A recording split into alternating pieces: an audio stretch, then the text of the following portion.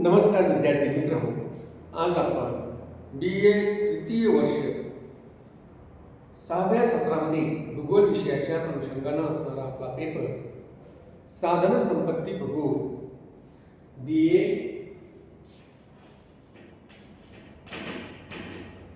तृतीय वर्ष 6व्या सत्रामध्ये 6 सेमिस्टरमध्ये असणारा आपला तो पेपर आहे साधन संपत्ती भूगोल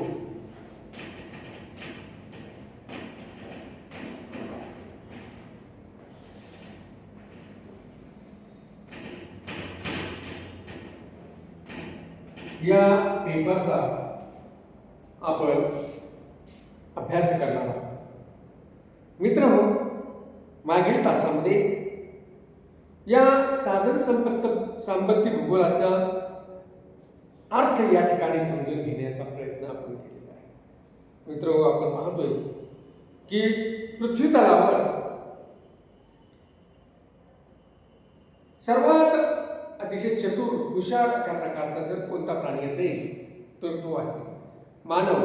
आणि मग या मानवानं या निसर्गातून ज्या ज्या गोष्टी या ठिकाणी घेतलेल्या आहेत स्वतःसाठी, त्या सर्व गोष्टी त्यानं त्याच्या ज्या काही गरजा आहेत त्या गरजा पूर्ण करण्याचा प्रयत्न केलेला आहे। म्हणजे निसर्गातील असणाऱ्या ज्या काही वस्तू आहेत या वस्तूचा वापर करून या मानवानं अगोदरच्या काळापासूनच या ठिकाणी स्वतःच्या असणाऱ्या ज्या काही गरजा आहेत की ज्या मूलभूत स्वरूपाच्या गरजा आहेत, ज्याला आपण अन्न, वस्त्र आणि निवारा या ज्या काही गरजा आहेत या गरजा पूर्ण करण्याचं काम त्यानं निसर्गातून मिळणाऱ्या किंवा निसर्गात असणाऱ्या या बाबीचा वापर करूनच या ठिकाणी स्वतःच्या गरजा या पूर्ण केलेल्या आहेत।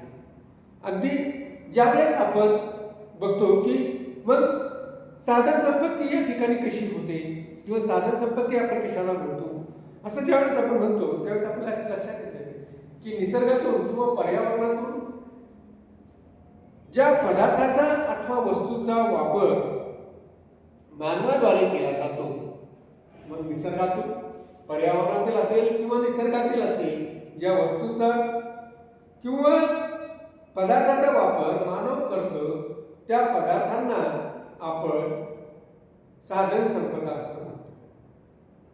बघा, अगोदरच्या काळामध्ये मानवानं मातीपासून विटा बनवल्या आणि विटापासून घर बनवलं। घर कशासाठी बनवलं? अन्न, वस्त्र आणि निवारा ही गरज पूर्ण करण्यासाठी, म्हणजे ती माती मृदा आहे त्याच्यासाठी साधन संपदा आहे। त्याचबरोबर आपण पाहतोय की ही मृदा, या मृदेवरच आधारित त्यानं शेती त्या ठिकाणी केली, पाण्याचा वापर त्या ठिकाणी केला शेतीसाठी, आणि अन्न ही गरज त्यानं त्या मृदेतून आणि पाण्यातून पूर्ण केली आपल्याला दिसते। म्हणजे अशा पद्धतीने या निसर्गता मिळालेल्या ज्या काही वस्तू आहेत, निसर्गता ज्या वस्तू या ठिकाणी आहे पर्यावरणामध्ये, या पर्यावरणातील वस्तूचा किंवा पदार्थाचा वापर या मानवानं केलेला आहे आणि म्हणून मानवाला या वस्तू किंवा पदार्थ हे साधन संपदा आहे। मित्रो, साधन संपदेचं महत्त्व बघत असताना आपण पाहत होतो की मानवाचं जीवन हे निसर्गावर अवलंबून आहे। अगोदरच्या काळामध्ये मानवाच्या सर्व गरजा या निसर्गातून पूर्ण होत होत्या आणि मानव हा करत होता। आजही मानवाच्या बहुतांशी गरजा या निसर्गातून पूर्ण होत आहे, अन्न, वस्त्र आणि निवारा। परंतु त्यानं अलीकडच्या काळामध्ये जी काही प्रगती केलेली आहे या प्रगतीतून त्याची अजून एक गरज निर्माण झालेली आहे, ते म्हणजे उच्च राहणीमानाचा दर्जा। मानवा ज्या अगोदरच्या काळामध्ये ज्या अवस्थेत राहत होते त्या अवस्थेत ते आता राहत नाही। मानवाचा राहणीमान आता अलीकडच्या काळामध्ये बदललेला आहे आणि या बदललेल्या राहणीमानाचा दर्जाला आवश्यक असणाऱ्या ज्या काही बाबी आहेत त्या बाबीची निर्मिती आता मानव या निसर्गात उपलब्ध झालेल्या वस्तूतून किंवा पर्यावरणातून मिळालेल्या वस्तूपासून आज तो करत आहे। आणि अगोदरच्या काळामध्ये ज्या वस्तूला, ज्या निसर्गतः असणाऱ्या वस्तूला किंवा पदार्थाला फारशी किंमतही नव्हती किंवा त्या वस्तू आज आपल्याला प्रचंड स्वरूपात मौल्य वाटत आहे. कारण आपण पाहतो की अगोदरच्या काळामध्ये खनिज तेल याचा वापरच नव्हता. कारण का, तर मानव जी काही अन्न ही गरज आहे, उष्णता ही गरज आहे, ही गरज तो त्या ठिकाणी प्राण्यांपासून काढलेल्या तेलापासून किंवा लाकडापासून पूर्ण करत होता, वनस्पतीपासून पूर्ण करत होता. अन्न शिजवण्यासाठी तो या लाकडाचा वापर करत होता. परंतु पुढील काळामध्ये आपण पाहतोय की खनिज तेलाचा जसा शोध लागला, जसं मानवानं प्रगती केली, जे खनिज तेल त्याला माहिती नव्हतं अशा प्रकारचं खनिज तेल हे ज्यावेळेस याचं उत्पादन सुरू झालं, त्यावेळेस आपण पाहतोय की औद्योगिक क्रांतीबरोबरच मग या ठिकाणी या खनिज तेलाचा वापर तो या ठिकाणी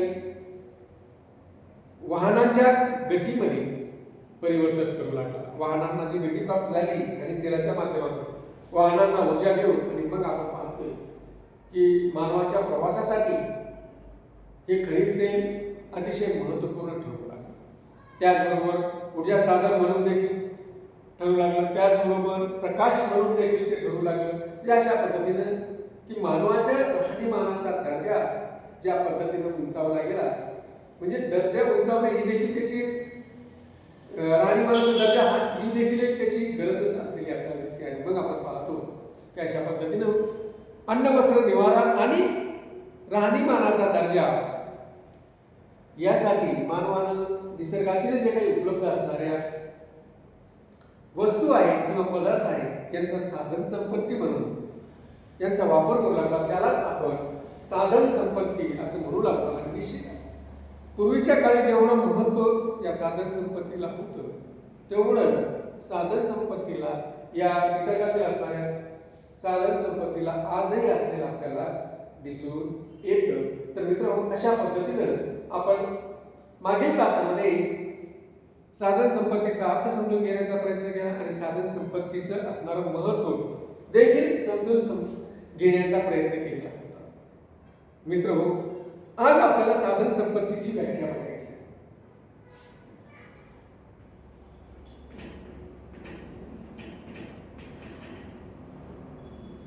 साधन संपत्तीलाच इंग्रजीमध्ये रिसोर्सेस असं म्हणतात.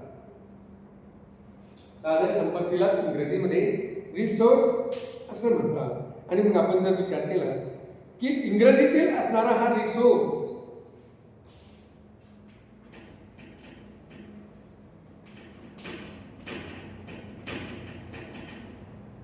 इंग्रजीतील असणारा हा रिसोर्स म्हणजे काय नेमकं, की यातूनच खऱ्या अर्थानं साधन संपत्तीची असणारी व्याख्या या ठिकाणी पुढे येते. री म्हणजे काय, तर री म्हणजे दीर्घ मुदतीपर्यंत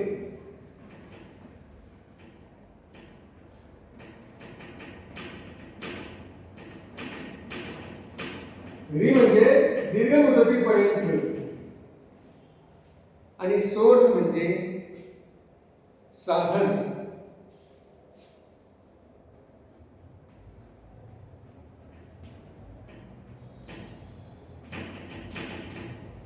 सोर्स म्हणजे साधन आणि रिसोर्स, त्यातून जो काही शब्द तयार झालेला आहे रिसोर्स, अर्थात ज्या वस्तूवर दीर्घ मुदतीसाठी अवलंबून राहिल्या जाते, ज्या वस्तूवर दीर्घ मुदतीपर्यंत अवलंबून राहिल्या जाते, अशा वस्तूंना रिसोर्स किंवा साधन संपत्ती असे म्हणतात. बघा, साधन संपत्ती कशाला म्हटलं जातं, की ज्या वस्तूवर किंवा पदार्थावर जास्त कालावधीपर्यंत अवलंबून राहिलं जातं, अशा पदार्थाला किंवा वस्तूला आपण या ठिकाणी साधन संपत्ती किंवा रिसोर्स असं या ठिकाणी म्हणतो. साधन संपत्तीच्या अनेक शास्त्रज्ञांनी अनेक अशा व्याख्या केलेल्या आहेत. त्यापैकी जर पहिली व्याख्या जर आपण या ठिकाणी बघितली, की जी पहिली व्याख्या झिम्मरमन, E.W. झिम्मरमन यांनी या ठिकाणी केलेली आहे. बघा अतिशय सोपी अशी व्याख्या या झिम्बरमननी या ठिकाणी केली. मानवाच्या गरजा भागवण्याची क्षमता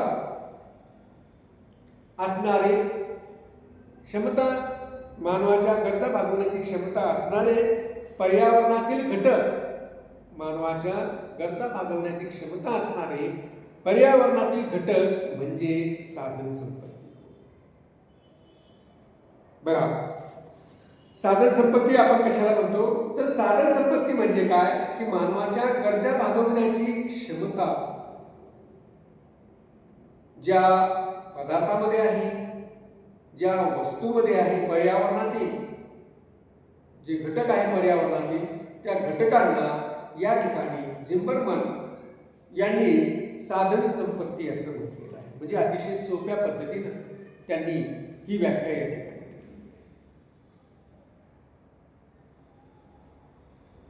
थुंक व वँगलसन नावाचे जे काही शास्त्रज्ञ आहेत यांनी सांगितले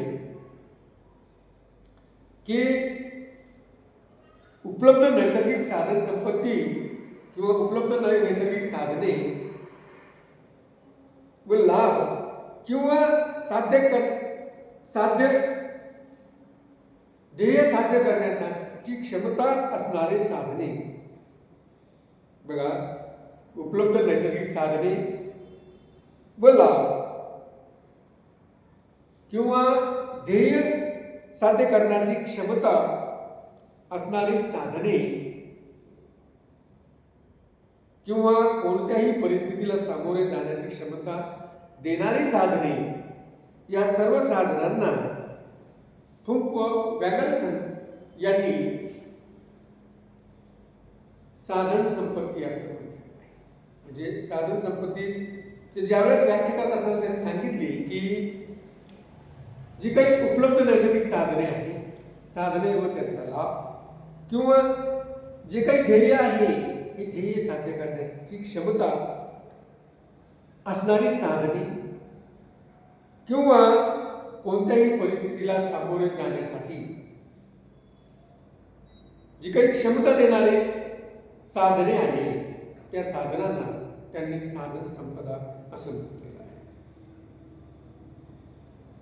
तिसरी जी काही व्याख्या आहे ती आहे मॅकनॉल नावाचे जे काही शास्त्रज्ञ आहेत या मॅकनॉल यांची आहे. निसर्गाने दिलेले व मानवाला उपयुक्त असणारे घटक. बघा निसर्गाने जे काही घटक आहे निसर्गातील ते घटक किंवा जे मानवाला उपयुक्त आहेत असे जे काही घटक आहेत या घटकांना साधन संपत्ती असं म्हणतात. त्यानंतर चौथी व्याख्या जॅक स्मिथ नावाच्या शास्त्रज्ञाने या ठिकाणी दिली ती म्हणजे मानवाला कोणत्या ना कोणत्या प्रकारे उपयोगी पडणारे, मानवाला कोणत्या ना कोणत्या प्रकारे उपयोगी पडणारे घटक म्हणजे नैसर्गिक साधन संपत्ती. बघा मानवाला कोणत्या ना कोणत्या प्रकारे उपयोगी पडणारे पर्यावरणातील घटक म्हणजे साधन संपत्ती. बघा मानवाला कोणत्या ना कोणत्या प्रकारे उपयोगी पडणारे पर्यावरणातील घटक, पण पर्यावरणातील घटक कोणते आहेत की जे कोणत्या ना कोणत्या कारणाने मानवाला उपयोगी पडतात. एक म्हणजे विविध प्रकारचे असणारे हे वायूमधील असणारा ऑक्सिजन हा देखील मानवाला कोणत्या ना कोणत्या प्रकारे उपयोगी पडतो श्वसनासाठी. त्याचबरोबर अगदी दगड जरी म्हटलं तरी हा दगड देखील मानवाला उपयोगी पडतो, ती देखील साधन संपत्ती आहे. म्हणजे अशा पद्धतीनं म्हणजे वनस्पती असतील, जल असेल की पर्यावरणामध्ये असणारे हे सगळे घटक कोणत्या ना कोणत्या कारणाने मानवाला उपयोगी पडतात. म्हणून यांना साधन संपत्ती असं या ठिकाणी म्हटलं पाहिजे असं जॅक स्मिथ नावाच्या शास्त्रज्ञाने या ठिकाणी सांगितलं. त्यानंतर सामाजिक शास्त्र ज्ञानकोशानुसार जर आपण बघितलं तर सामाजिक शास्त्र ज्ञानकोशानुसार साधन संपत्ती ही मानवी पर्यावरणाची अशी बाजू आहे. त्यांचं म्हणणं आहे की साधन संपत्ती ही मानवी पर्यावरणाची अशी बाजू आहे की ज्याद्वारे मानवाच्या गरजा पूर्ण होण्यास मदत होते व सामाजिक ध्येयाची पूर्तता शक्य होते. बघा, सामाजिक ज्ञानकोशानुसार जे सामाजिक शास्त्र ज्ञानकोश आहे, या सामाजिक शास्त्र ज्ञानकोशानुसार त्यांनी एक व्याख्या केली आहे. साधन संपत्ती ही पर्यावरणातील अशी बाजू आहे, साधन संपत्ती ही पर्यावरणातील अशी बाजू आहे की ज्याद्वारे मानवाच्या गरजा पूर्ण होण्यास मदत होते.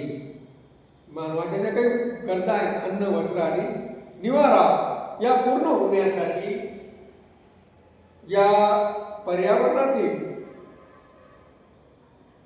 अशा बाजूंचा उपयोग होतो की ज्यामुळे मानवाच्या अन्न, वस्त्र आणि निवारा गरजा पूर्ण होतात.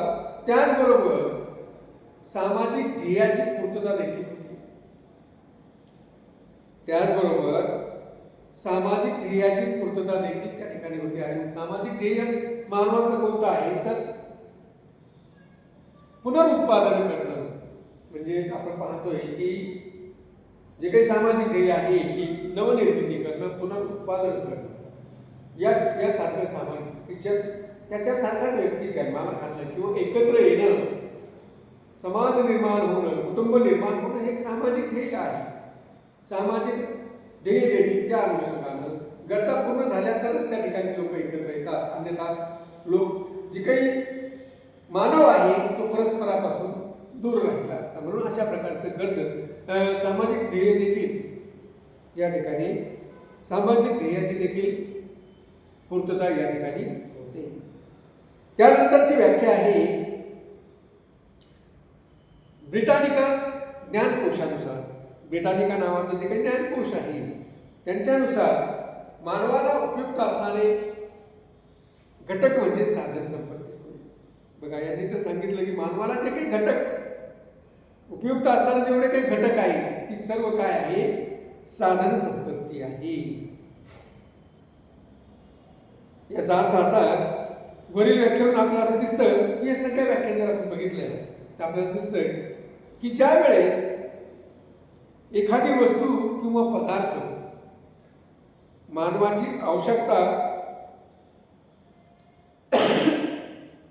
किंवा गरजा भागवण्याची क्षमता असेल तर अशी वस्तू ही साधन संपदा ठरते. या दृष्टिकोनातून मानवाचे साधन संपत्तीवरील स्थान हे महत्त्वाचे आहे. कारण मानवावर या साधन संपत्तीचा असणारा पगडा हा मोठा आहे. कारण साधन संपत्ती जर नसेल तर मानव आपल्या मूलभूत गरजाच पूर्ण त्या ठिकाणी करू शकणार नाही. म्हणून मानवाच्या दृष्टीने एक साधन संपत्तीचं स्थान हे अतिशय महत्त्वाचं असलेलं आपल्याला दिसतं. उदाहरणार्थ जर आपल्याला असं म्हणता येईल की मानवाला उपयोगी पडणाऱ्या असंख्य अशा वस्तूंना आपण ज्यावेळेस साधन संपदा म्हणतो त्यावेळेस प्रामुख्याने त्यातील जे काही उदाहरणार्थ आपण काही वस्तू या ठिकाणी घेऊया की मृदा असेल. मी तुम्हाला मृदेचे उदाहरण दिलेलंच आहे अगोदर. मृदा असेल, कोळसा असेल, लोखंड असेल, पाणी असेल, वनस्पती असेल, जीवाणू असेल, विविध प्रकारची खनिजे असतील किंवा मानवाचे जे काही वैशिष्ट्यपूर्ण असणारे संबंध असतील, हे सर्व संबंध हे साधन संपत्तीचे अस्तित्व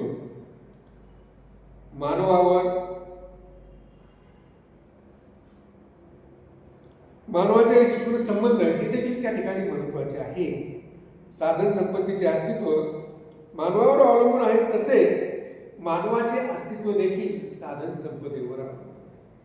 बघा की साधन संपदा आहे हे सगळ्या वस्तू त्या ठिकाणी आहे, परंतु मानवाच्या वैशिष्ट्यांमध्ये किंवा मानवामध्ये कौशल्य नसेल तर त्या वस्तूंचा मानव वापर करू शकत नाही.